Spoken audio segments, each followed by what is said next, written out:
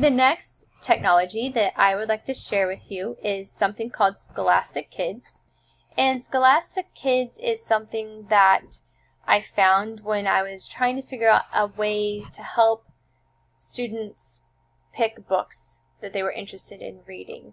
And so the topic for ScholasticKids would be finding books that maybe relate to different content areas, or exposing kids to the different types of genres within reading, and just helping them to find books that meet that interest that they have. The reason that I chose this is because it's free. It allows for the kids to experience reading in an interactive way. I like to call, when kids are looking for books, book shopping. So it's interactive book shopping for newly published books. The kids can watch videos about different authors. They can watch book trailers. There are different apps that they can download on their phones or tablets that are free. And then it just really increases their excitement for reading by giving them something interactive. They love using technology, so this is a great way for them to do that. So like I said, the purpose would be to add to your classroom reading, to help kids be able to pinpoint maybe what kind of genre they prefer, or allowing them to interact with other kids who have read some of the same books, or getting suggestions about books from other kids from around the world. So the audience for this would mostly be students, but parents could also access this online with their child to kind of see what books they're interested in.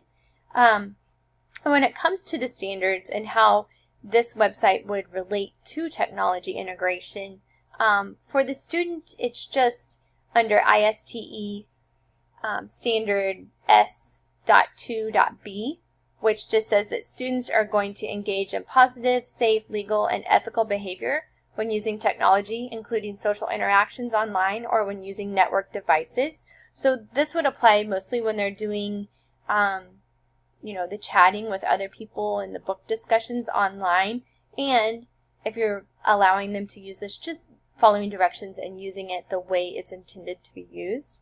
And then on the teacher side, the standard that would go would be ISTE.T.4.C, which is promoting and modeling digital etiquette and responsible social interactions related to the use of technology and information. And in my classroom, that's where I start with this. I don't have the kids create an account right off the bat. I create an account and then I show them all of the features, and we spend the good part of the first 9 weeks just kind of using this and talking about it to introduce the different genres and what books they might be interested in. So in order to get signed up, or in order to get registered, you would just hit sign in. And this is my current sign in.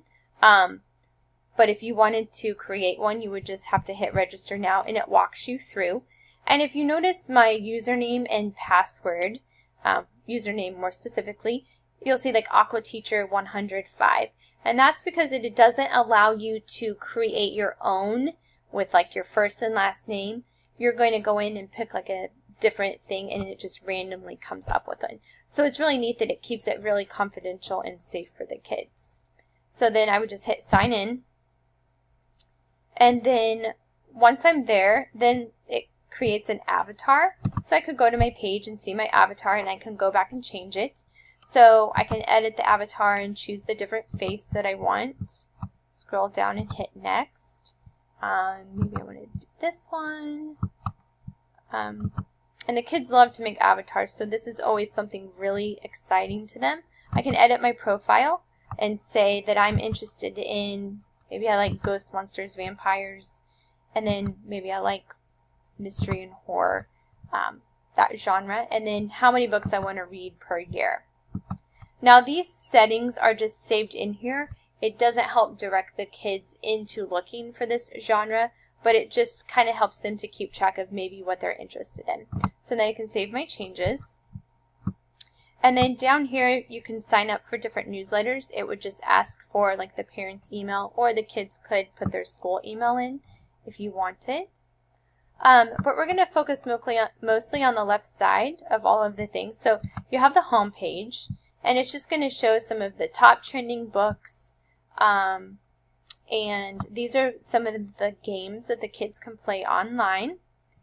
And then if you scroll down, you can see that there's books.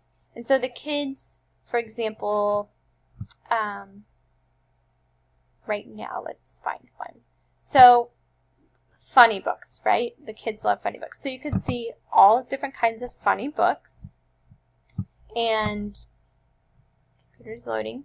And it'll say, like, these books are coming soon, which is really nice. And then all of the kids kind of like these. There was an old mermaid who swallowed a shark. So if I click on that, it will give me the title of the book, the author, the age range, and then the genre. And I can get a quick little synopsis of the book to see what it's about. The kids can also get this book so they can see if Scholastic had it in the book order and they can order it, or they can share it with a friend or email it to their parents, maybe especially for the upcoming Christmas season. And then if you scroll down, you can also see other books that might be listed in this series. Some of the books as well have like little previews into the book, so you're able to download maybe the first 5 pages of the book so the kids can read it.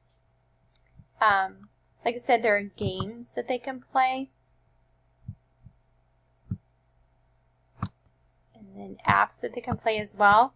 Videos that they can play to see about different books. So I'm not going to play one. It may play automatically. But you can go in and see how Jeff Kinney and Deb Pilkey draw their illustrations and write the stories. And the other thing is the community. So this is definitely where you would want to talk to the kids about what's appropriate and what's not.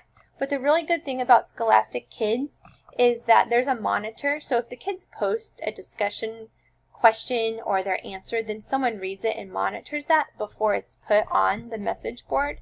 So if the girls wanted to talk on the American Girl Forum, they could hit that, and then you can sign up for a newsletter, but so they can go in and just read different questions and things like that.